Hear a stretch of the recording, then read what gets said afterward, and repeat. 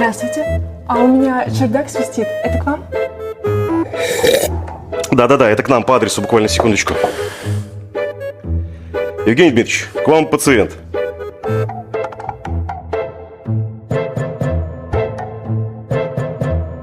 Ну, понимаете, ему достала уже эта срущая собака, этот муж безработный, на работе просто завал. Еще эта крыша протекает, ну кошмар какой-то. Вы говорите про крышу загородного дома? Да. Минуточку. Александр Ильич, это все-таки ваш пациент. Всем привет! И действительно, сейчас в сезон дождей очень много обращений, связанных с протечками. И у людей в буквальном смысле едет чердак. Если вода прошла сквозь пирог, это гидроизоляция, утеплитель и пароизоляция, это серьезнейший индикатор к проблемам. Что-то из этого придется выбросить или менять. Поэтому, если у вас действительно едет чердак, свистит крыша, обращайтесь, все исправим.